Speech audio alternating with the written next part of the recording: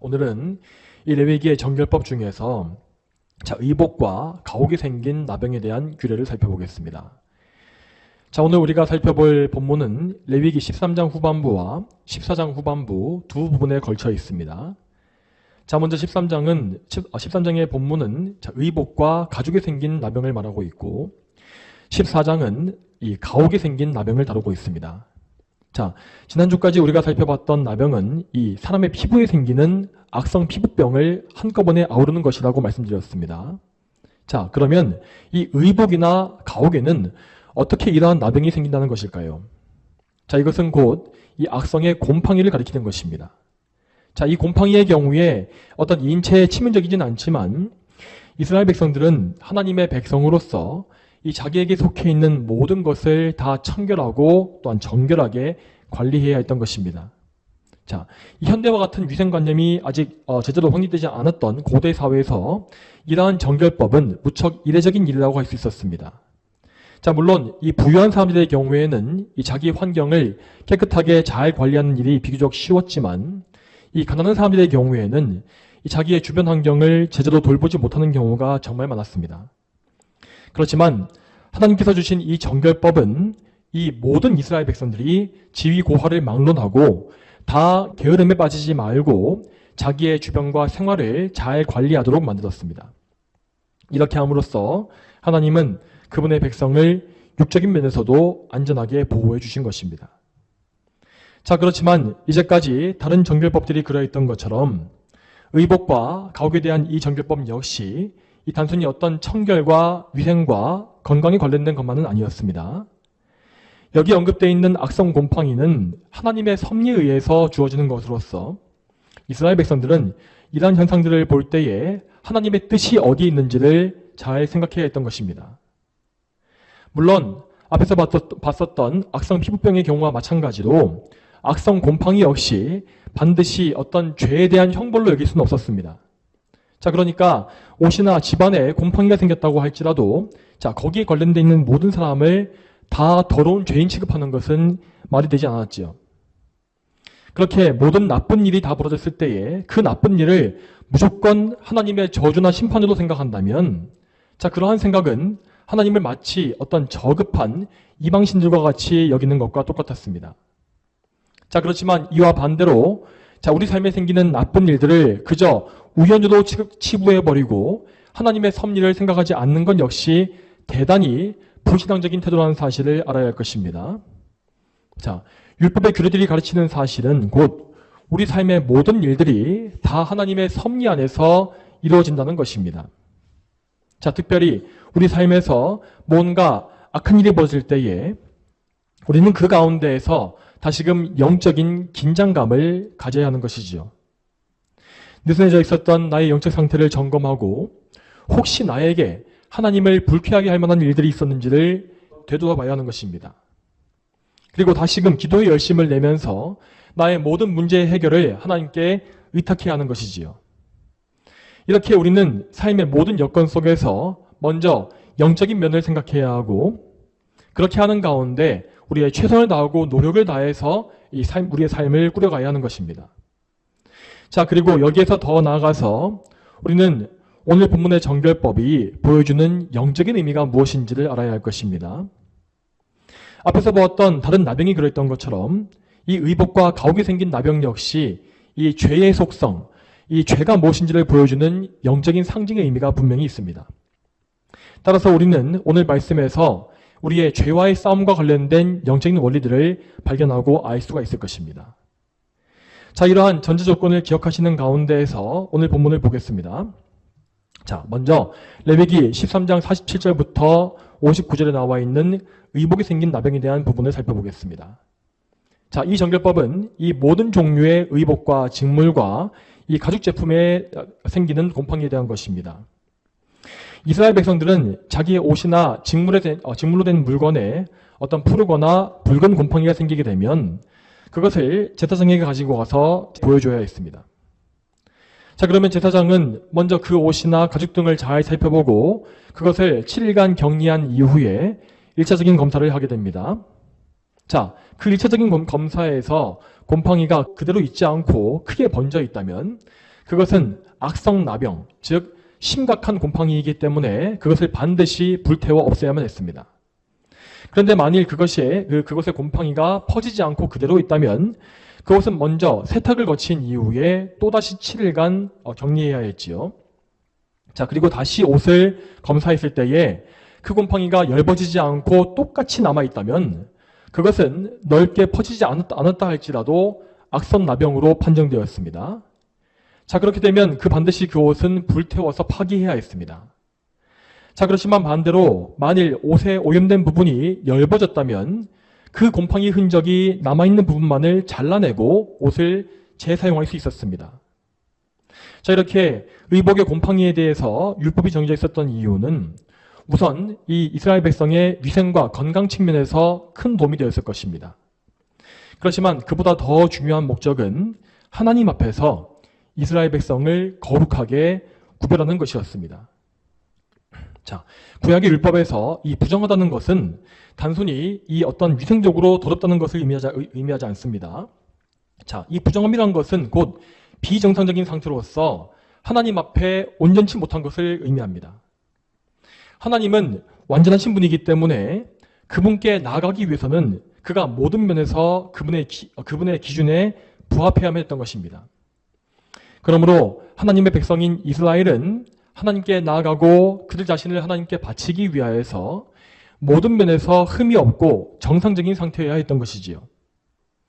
이스라엘 백성들이 율법적으로 부정한 상태가 되어지면 그들은 거룩하신 하나님께 나아갈 수 없었고 또한 자신을 하나님께 바칠 수 없는 상태가 되었던 것입니다. 그래서 모든 이스라엘 백성들은 자기에게 부정함이 생겼을 경우에 그것을 하나님의 섭리적인 경고로 받아들였습니다. 그리고 그들은 하나님을 두려워하는 마음을 다시금 가지고 자신을 다시금 정결하게 회복하기 위하여서 이 율법의 명령에 복종했던 것입니다. 자, 이 율법에서 의복을 정결하기 위한 1차적인 방법은 물로 세탁하는 것이었습니다. 물론 편의상으로는 모든 곰팡이 생긴 옷을 바로 불태워버리는 것이 편리했을 것입니다. 그렇지만 그 당시 이스라엘 백성들에게 이 의복이라는 것은 정말 값비싸고 귀한 것이었기 때문에 함부로 이렇게 불태울 수가 없었던 것이지요. 따라서 하나님은 그들이 다시금 옷을 사용할 수 있게끔 신중한 검사 절차를 마련해 주신 것입니다. 자, 그렇지만 그러한 절차를 거쳤음에도 불구하고 그 나병이 사라지지 않는다면 그러한 옷은 아끼지 말고 즉시 불태워야 했습니다. 그 옷의 주인이 아무리 가난한 사람이라 할지라도 이스라엘 전체의 정결함과 거룩함을 위해서는 반드시 그 옷을 제거해야 했던 것입니다. 자, 그렇다면 오늘날 우리에게는 이 의복에 대한 정결법이 무슨 의미를 주겠습니까? 당연히 지금 정결법은 이제 폐지된 법으로서 우리는 이 법을 문자적으로 지킬 필요가 없습니다. 그러나 우리는 이 정결법에 나타나 있는 영적인 의미를 반드시 알아야 할 것입니다. 여러분, 우리 성경에서 이 옷이라는 것은 하나님 앞에서 한 사람의 상태를 가리키는 상징으로 잘 나와 있습니다. 자, 하나님의 은혜가 없이 이 자연인 그대로, 죄인 그대로의 상태에 있는 사람은 더러운 죄의 옷을 입고 있는 것과 같고, 반대로 예수 그리스도를 믿어서 그분의 보혈로 정결해진 사람은 의의 깨끗한 옷을 입게 되는 것입니다. 자, 이렇게 사람의 구원을 의복에 비유한 몇 가지 말씀을 살펴보겠습니다. 먼저 에베소서 4장 22절부터 24절 말씀입니다. 자, 에베소서 4장 22절부터 24절까지 말씀 같이 찾아서 읽겠습니다. 너희가 거짓된 욕망을 따라 썩어져가는 구습을 따라 사는 옛 사람을 벗어버리고 너희 마음에 영으로 새롭게 되어 하나님을 따라 진리의 의와 거룩함으로 지으심 받은 새 사람을 입어라. 자, 이 말씀에 나와 있는 바와 같이 성경은 우리의 거듭남에 대해서 옛 사람을 벗어버리고 새 사람을 입는 것과 같다고 말씀하고 있습니다. 우리 모두는 거듭나고 회심하기 이전에 이 거짓된 욕망을 가지고 이 세상의 온갖 썩어질 것들을 추구하며 살고 있었던 그런 죄인이었습니다. 그러나 우리는 우리에게 예수 그리스도의 구속 사역을 적용하시는 성령님의 은혜로 말미암아 우리의 속 사람이 새롭게 되어지는 거듭남을 입게 된 것입니다. 이 거듭남이라는 것은 우리가 원함으로써 되는 일도 아니고 또한 우리의 능력으로 할 수 있는 일도 아닙니다. 오직 우리는 성부 하나님의 선택과 성자 예수님의 대속하심, 그리고 우리 안에 역사하시는 성령 하나님의 능력을 통해서 거듭나는 것입니다. 그리고 그렇게 거듭난 사람은 옛 사람을 벗어버리고 새 사람을 입게 된다고 하였습니다. 이 새 사람은 하나님을 따라 진리의 의와 거룩함으로 지으심 받은 새 사람이라고 되어 있지요. 이 말씀과 같이 거듭난 성도는 하나님께 속한 자이고 또한 진리이신 예수 그리스도께서 주시는 의의 옷을 받아 입은 사람입니다. 그리고 그들이 입은 새 사람은 거룩하다고 하였는데, 자, 이 거룩이라는 것은 하나님 앞에 구별되어진 상태를 가리키는 것입니다. 그러므로 새 사람을 입은 이 성도들은 마땅히 거룩한 말과 행실과 또한 거룩한 생각과 마음을 가지고 하나님께 순종하며 살 수 있어야 하는 것이죠. 자, 그러면 다음으로 하나님께 순종하는 거룩함에 대해서 말씀하고 있는 성경 구절을 또 찾아보겠습니다. 자, 이 말씀은 로마서 13장 12절부터 14절까지 말씀입니다.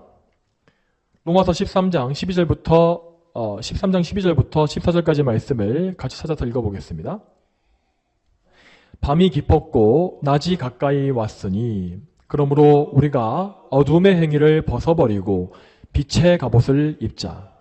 낮에 행동하듯이 단정히 행하고 방탕과 술 취함과 음란과 호색과 다툼과 시기를 멀리하고 오직 주 예수 그리스도로 옷 입고 정욕을 위하여 육신의 일을 도모하지 마라.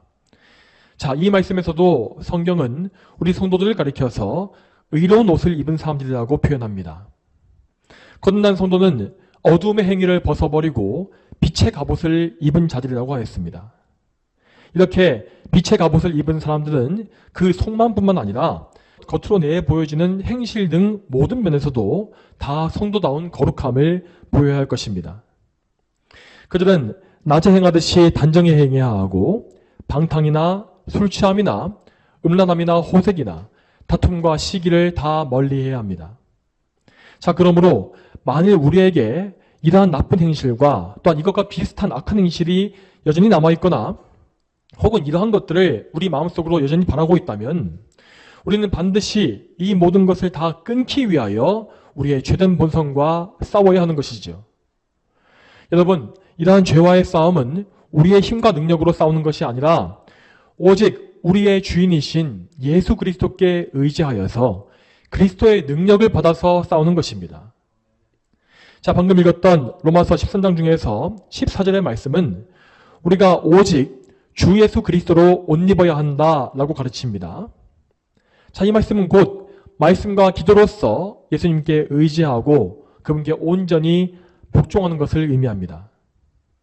먼저 우리는 항상 성경 말씀을 통해서 예수님을 더 많이 알아가고 또한 성령님의 조명하심 가운데 그분을 생각하며 더 많이 풍성히 아는 삶을 살아야 합니다. 여러분, 우리 예수님은 우리를 죄에서 구원해 주신 분이십니다. 또한 그뿐만 아니라 예수님은 우리를 죄에서부터 끊으시고 또한 거룩한 삶으로 인도해 가시는 분이시기도 합니다. 그러므로 우리가 거룩하게 살길 원한다면 날마다 시시때때로 예수님을 부르고 예수님께 의지해야 하는 것입니다.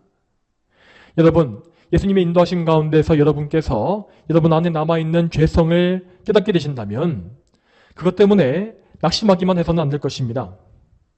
여러분은 낙심치 말고 계속해서 예수님을 힘있게 붙잡고 바라보셔야 합니다. 예수님께서 자신을 바쳐드리신 십자가의 희생제사를 기억하시고 또한 그분이 흘리신 보혈을 기억하시며 그분이 여러분을 위해서 이루신 의를 기억하시기 바랍니다. 그리고 그러한 가운데 여러분의 모든 죄를 예수님께 낱낱이 다 아뢰시며 그 모든 죄를 하나하나 예수님의 보혈로 씻고 그분의 의로 덮어달라고 그분께 부탁해야 할 것입니다. 여러분, 우리 모두에게는 반드시 예수 그리스도에 대한 분명하고 확실한 믿음과 신앙 고백이 있어야 합니다. 만약 여러분께서 교회를 이렇게 다니시면서도 아직도 예수님 믿는 것이 무엇인지를 잘 모르시고 또 예수님께 삶 속에서 직접적으로 의지하지 않고 계신다면 여러분의 신앙은 지금 정말 크게 잘못되어 있는 것입니다. 어쩌면 여러분은 아직도 옛사람을 벗지 못했고 또한 새사람을 잊지 못한 상태일 수 있는 것입니다. 그러므로 여러분, 오늘 이 말씀을 진지하게 잘 생각해 보시고 여러분 자신을 예수 그리스도께 온전히 맡기시길 바랍니다. 여러분이 정말로 그리스도로 옷 입은 성도인지를 잘 생각해 보시기 바라고, 또한 정말로 예수 그리스도를 굳게 믿고 의지하는 믿음을 달라고 그분께 간구하십시오. 자, 그리고 여러분이 정말 확실하게 구별된 거룩한 성도가 맞다면 여러분은 오늘 본문에 나와 있는 이 죄와의 싸움을 반드시 싸우셔야 합니다. 여러분, 오늘 본문에 나와 있는 정결법에서 이스라엘 백성들은 세 단계에 걸쳐서 의복의 나병을 처리해야 했습니다. 먼저 첫 번째로 그들은 의복을 빨아야 했고, 두 번째로 의복의 곰팡이 부분을 찢어내야 했습니다. 그리고 그들은 최종적으로 그것을 불태워버려야 했죠. 자, 이 과정 중에서 먼저 의복을 빤다는 것은 그리스도의 피로써 죄를 씻는 것을 의미합니다. 자, 그런데 여기서 중요한 것은 이 세탁의 과정이 한 번만 거치는 것이 아니라 반복해서 행해진다는 것입니다. 자, 오늘 본문의 13장 58절 말씀을 다시 보겠습니다. 레위기 13장 58절 말씀입니다. 네, 제가 읽겠습니다. 내가 빤 의복에나 나래나 씨에나 가죽으로 만든 모든 것에서 그 반점이 없어지면 그것을 다시 빨아야 그것이 정결하다. 자, 이 말씀은 이 곰팡이의 흔적이 육안상으로 아예 없어졌다 할지라도 그것을 다시 한번 세탁해야만 그것이 정결할 것이라고 말씀합니다. 이것은 곧 죄가 재발하는 것을 막기 위해서 우리가 회개를 반복적으로 철저히 해야 한다는 사실을 가르치는 것입니다. 자, 만일 우리가 어떤 죄를 회개하되 그저 한두 번 대충 회개하고 그 죄를 망각해버린다면 그 죄는 언젠가 우리 안에서 다시금 고개를 들고 반드시 재발할 것입니다. 그러므로 우리는 우리 자신의 연약한 부분을 잘 생각해보고 우리가 죄를 쉽게 짓는 부분을 잘 생각하며 그 죄에 다시 빠지지 않게끔 특히 주의하는 마음을 가져야 하는 것입니다. 우리는 지속적으로 우리의 연약함과 죄성을 예수님께 아뢰고 그분의 보혈로 말미암아 정결함을 입는 철저한 회개의 삶을 늘 살 수 있어야 합니다. 자, 또한 다음으로 이 정결법은 이 나병이 생긴 부분을 찢어버리거나 옷 전체를 불태우는 이 단호한 규정을 말씀하고 있습니다.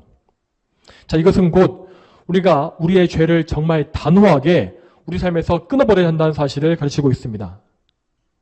만일에 우리가 우리의 죄에 대해서 결연하게 처리하지 아니하고 그 죄에 계속해서 기웃기웃하거나 아니면 우리의 죄에 한 발을 걸쳐놓은 채로 살게 된다면 어떻게 되겠습니까? 그러면 우리는 반드시 다시금 그 죄에 빠지게 될 것이고 그 죄 속에서 하나님과의 교제관계 역시 상실하게 될 것입니다. 그러므로 우리는 우리의 모든 죄를 정말 단호하게 끊어야 합니다. 우리를 죄짓게 만드는 모든 인간관계를 단호하게 정리하고 우리의 모든 악한 습관을 정리하며 또한 우리가 죄짓게 만드는 장소나 취미와 음식까지도 모두 끊을 수 있어야 합니다. 마태복음 18장 8절과 9절 말씀에서 우리 예수님은 이렇게 말씀하고 계십니다. 마태복음 18장 8절과 9절 말씀입니다.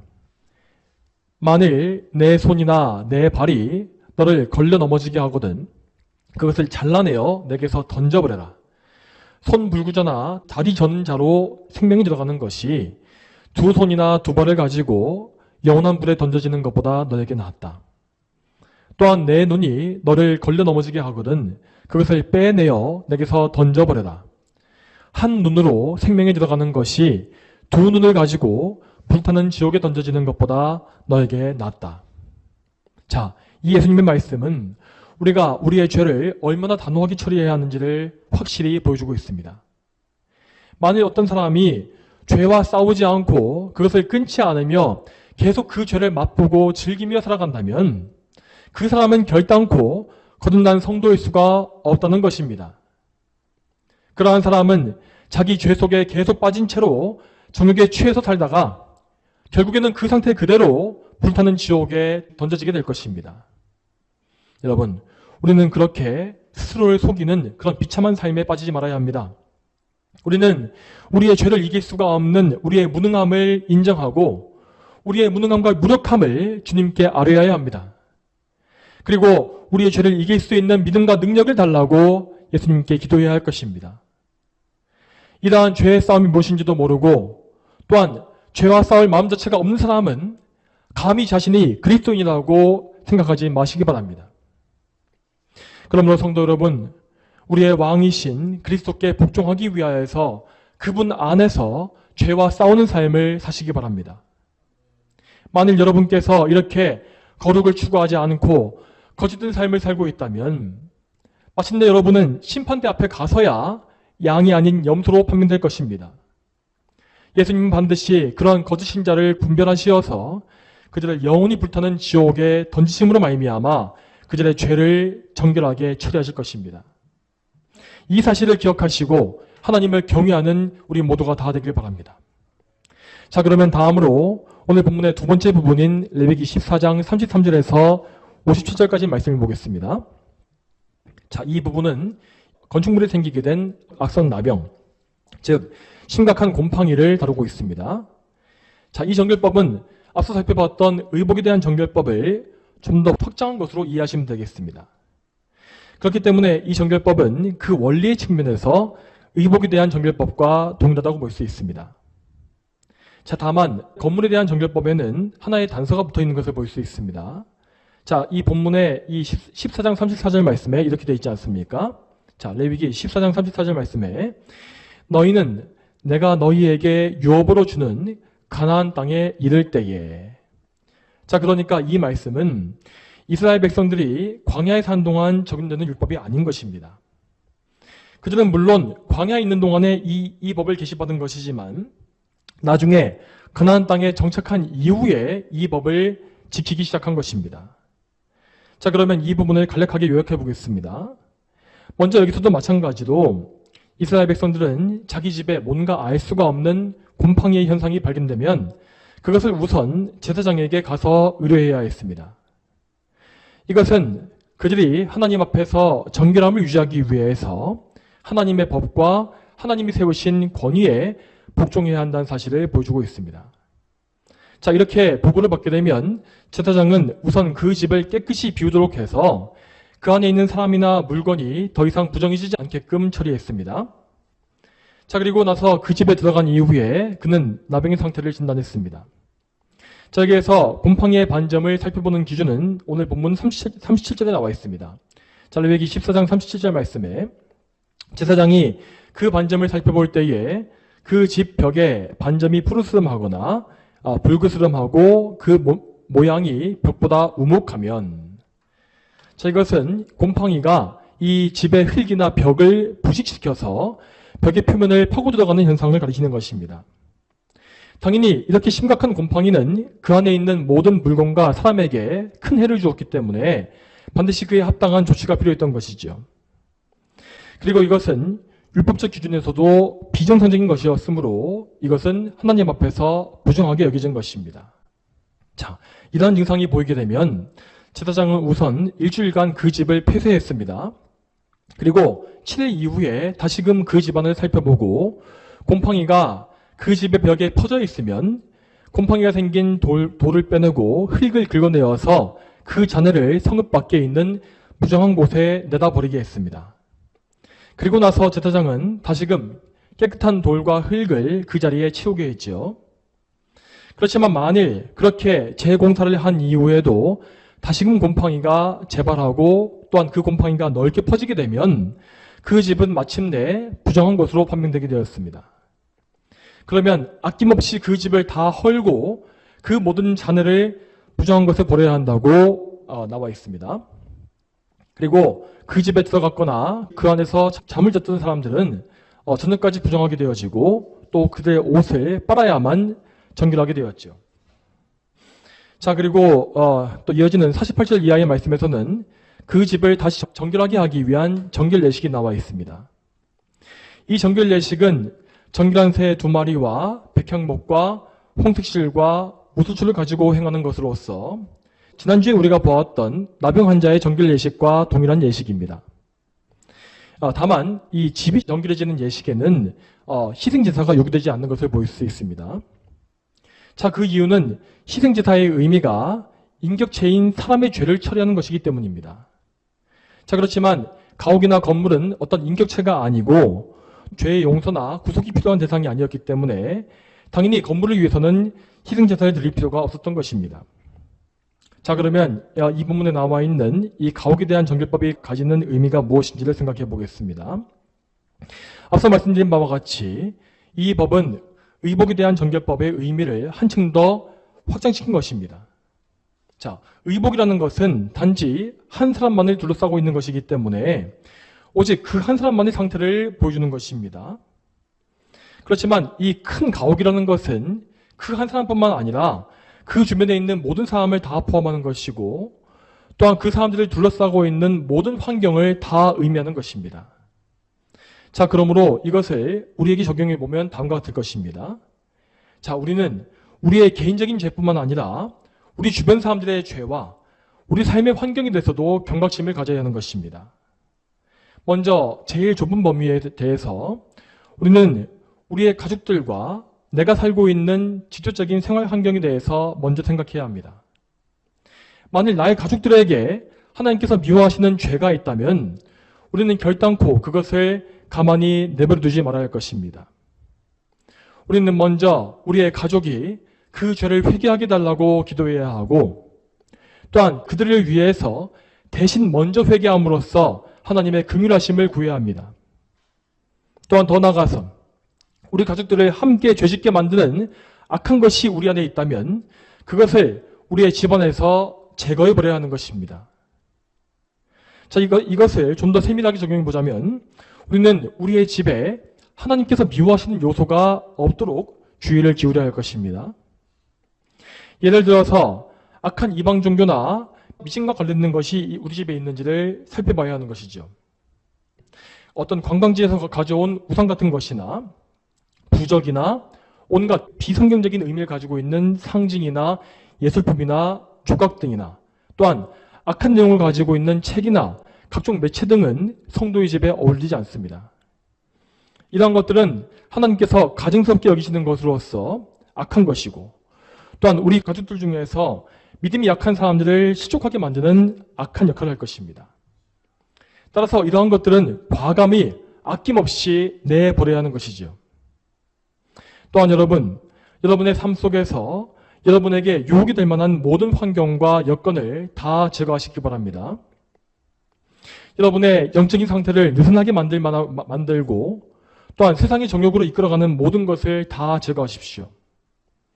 예를 들어서 이 세상의 음악이나 온갖 정욕적인 취미들은 아무리 잘 사용한다 할지라도 여러분을 반드시 하나님과 멀어지게 만들 것입니다. 또한 여러분의 악한 친구들 역시 결국에는 여러분을 하나님께로부터 떼어내는 도구로 사용되고 말 것입니다. 그러므로 우리는 우리 자신의 영혼을 흐트러 놓는 모든 것을 미워하고 경계하며 멀리해야 합니다. 오늘 본문에서 하나님은 말씀하시기를 집에서 제거한 돌과 흙을 성문 밖에 부정한 곳에 갖다 버리라고 말씀하십니다. 그 장소는 거룩한 하나님의 백성과 철저히 단절된 곳으로서 하나님께 버림받은 장소였습니다. 이 말씀과 같이 우리는 하나님이 미워하실 만한 모든 것에 민감하게 반응해야 하고 또한 그것을 우리 삶에서 끊으며 우리에게서 멀리 버려야 하는 것입니다. 자, 여러분, 이제 마지막으로 오늘 본문 말씀에서 추가적으로 적용할 수 있는 내용을 말씀드리고 설교를 맺겠습니다. 오늘 본문에 나와 있는 정결법은 우리 사람을 둘러싸고 있는 모든 요소들에 부정함이 존재할 수 있다는 사실을 보여주고 있습니다. 이것의 영적인 의미는 곧 우리가 살고 있는 이 세상이 우리의 죄, 인간의 죄로 말미암아 오염되어 있다는 사실을 보여주는 것입니다. 하나님께서 창조하신 이 세상은 물론 여전히 하나님의 소유이며 그 안에 존귀한 하나님의 백성이 살고 있는 장소입니다. 그렇지만 이 세상에는 이미 아담의 범죄 이후에 죄가 들어왔고 그 죄로 인하여서 온갖 악이 가득 채워지게 되었습니다. 아담의 후손으로 태어난 모든 죄인들은 자기 죄로 말미암아서 이 세상을 더욱더 더럽혀 왔습니다. 또한 인간 이외의 모든 생물들과 피조물 역시 이 죄의 영향 때문에 악해져서 자기가 원래 창조되었던 원리에 맞지 않는 일들을 계속 행하고 있지 않습니까? 그러므로 하나님은 절대 죄악으로 오염되어 있는 이 세상을 영원히 존속시키지 아니하실 것입니다.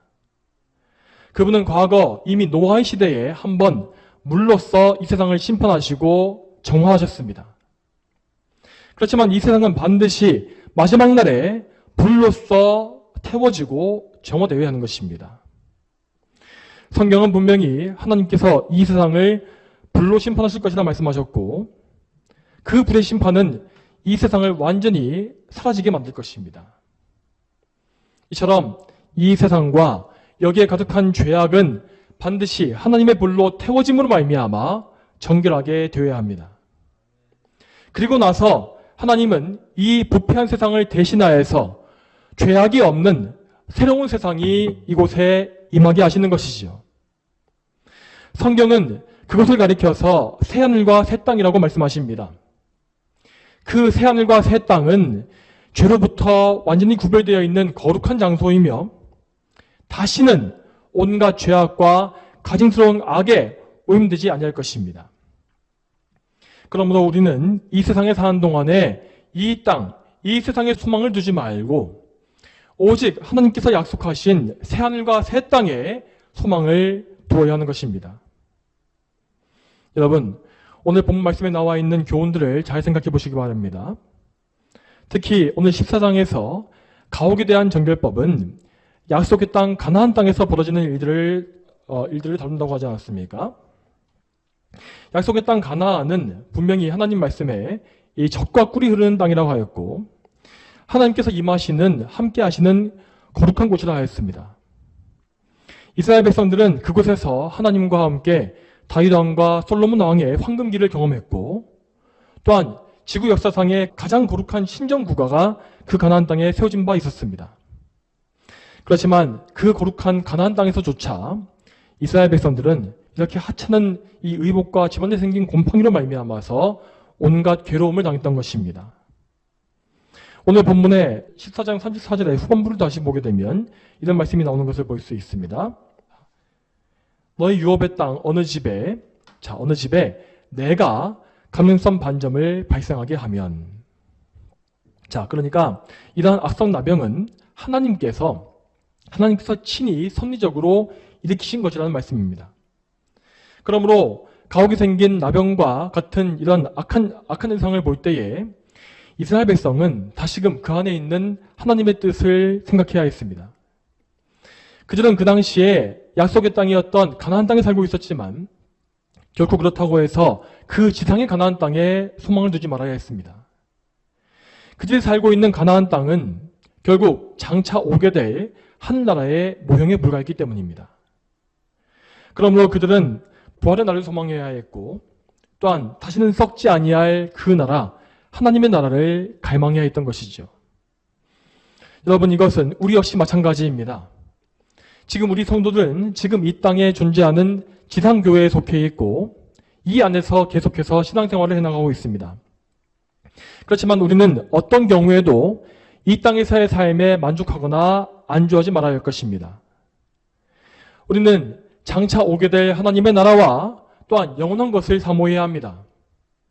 우리는 장차 영광스러운 부활의 몸을 입을 것이며 또한 영원히 쇠하지 않는 새 예루살렘, 복된 성읍에 들어갈 것입니다. 또한 우리는 교회에 대해서도 영원한 관점을 바라볼 수 있어야 할 것입니다. 참된 성도는 단지 이 땅에 속한 지상교회에만 속해 있는 것이 아닙니다.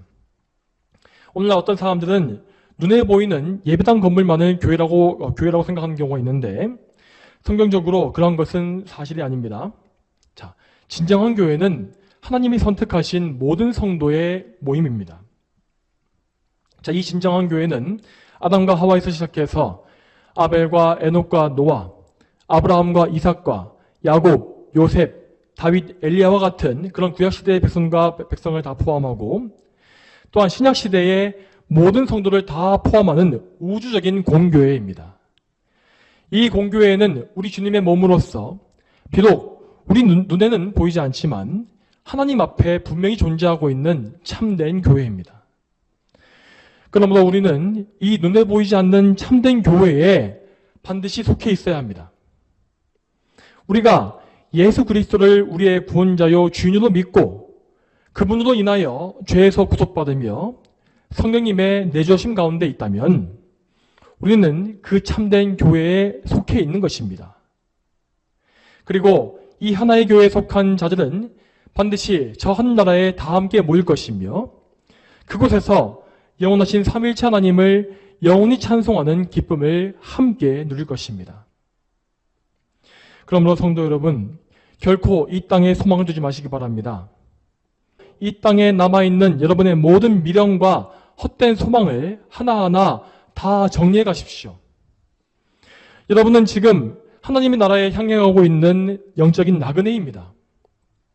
여러분이 매일 맞닥뜨리고 있는 모든 상황과 형편들은 하나님께서 친히 섭리 가운데 여러분에게 주신 것이며 또한 여러분을 영원한 나라에 인도하시기 위해서 허락하신 그런 좋은 일들입니다. 그러므로 우리는 우리 삶 속에서 나쁜 일이든지 좋은 일이든지 그 모든 일에 하나님의 선하신 뜻이 있음을 믿어야 할 것입니다. 이 사실을 믿는 사람은 항상 모든 일에 범사에 감사할 수 있으며 모든 일들을 믿음으로 받고 그 안에서 영적인 유익을 얻을 수가 있습니다. 그러한 성도들은 좋은 일들 가운데서도 교만해지지 아니하고 하나님께 감사할 것이며 또한 나쁜 일을 맞이할지라도 그 안에서 낙심하지 아니하고 또한 불평하지 아니하고 하나님을 변함없이 찬송할 수 있을 것입니다. 자, 저와 여러분 모두가 본문 말씀에 나온 바와 같은 믿음을 가지고 항상 하나님을 기쁘시게 하는 순종의 삶을 다 살게 되기를 축복합니다. 함께 기도하시겠습니다. 하나님 아버지, 계속해서 레위기의 정결법의 말씀을 통하여서 우리가 성도로서 어떻게 우리 자신을 거룩하게 지키며 또한 정결하게 죄로부터 구별할 수 있는지를 알게 하심에 감사드립니다. 하나님, 우리는 항상 예수 그리스도의 보혈 또한 예수님의 의로 말미암아 하나님 앞에 구별되어지며 또한 하나님 앞에 정결한 주님의 백성으로서 하나님께 우리 자신을 드릴 수 있음을 믿습니다. 하나님, 우리가 이런 사실과 영적인 원리를 이러한 레위기 말씀에서 잘 발견하게 하시고 이 말씀에 순종하여서 온전히 우리 자신을 하나님께 바치는 그런 거룩하고 복된 성도의 삶을 살 수 있도록 주여 인도해 주시옵소서. 감사드리며 예수님의 이름으로 기도 올립니다. 아멘.